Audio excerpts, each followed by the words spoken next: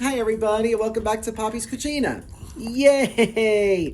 I know, Lulu knows we made something delicious today. We did. So it's still Pride Month. Happy Pride, everybody. So today we're making something really fun, festive, super delicious, and it's just too delicious. Today we're making a rainbow focaccia. Oh, what? A what? So good, so pretty. You almost don't want to eat it, but then once you taste it, you want to eat all of it. All right, so before you watch, make sure you click that subscribe button. All right, thanks. So to start, you need 1 3/4 cups of lukewarm water. Remember, the perfect temperature for the water for the yeast is between 110 and 115 degrees. Look at that, perfect. So we are going to dissolve 1 tablespoon of sugar into our water. Once you got it all dissolved, you're going to add 1 pack or 2 1/4 teaspoons of active dry yeast. All right, so you're going to mix that up, and then you're going to let this sit for a few minutes. You're going to see it's going to get a nice big head on it. Once that happens, it's ready to use. Yay. So while we're waiting for the yeast to activate, we got our stand mixer with the hook attachment. So now you're going to add 5 cups of all-purpose flour, 1 tablespoon of salt, and 1/4 cup of a good olive oil. Use a good one because you're actually going to taste it in the focaccia. All right, so now we're waiting for the yeast. When your yeast looks like this, it's ready to use. So into the mixer it's going to go.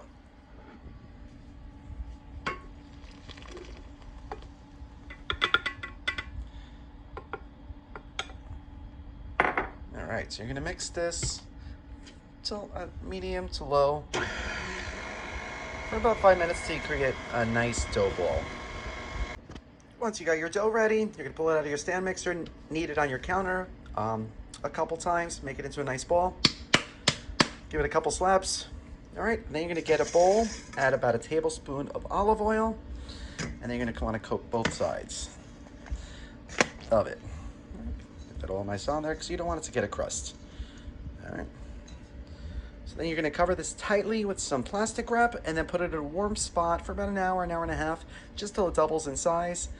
Right now it's 90 degrees outside, so I'm going to put it outside in the shade. All right, so we'll see this in an hour and a half.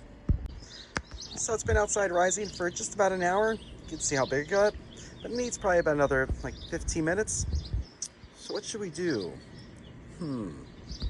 Let's make a cocktail. Yeah. So today we're gonna make a limoncello margarita. Yeah. So we got our shaker full of ice. So we're gonna add about 2 ounces of limoncello, 2 ounces of tequila,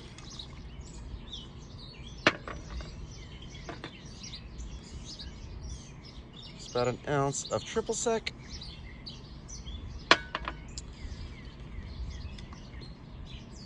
and about 2 ounces of our margarita mix.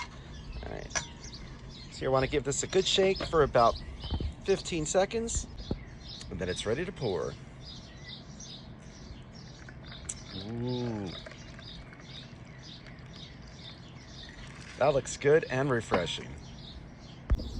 Cheers.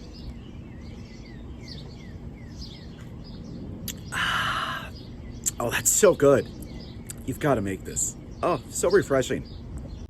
So once your dough's ready, the first thing you want to do is cover your half-size baking sheet or jelly roll pan with some foil, and then we're going to drizzle it with some olive oil.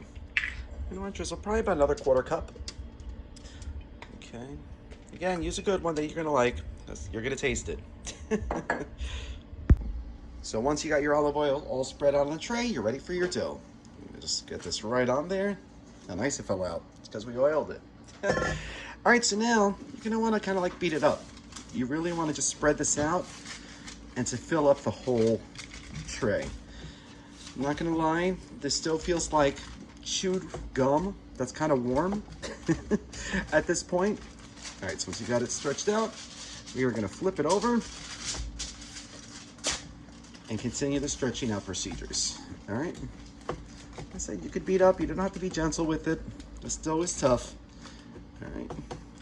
So once you got it spread out to all four corners, we are going to cover it again with some plastic wrap, and then we are gonna allow this to rise yet again for another hour. All right, it's gonna double in size again.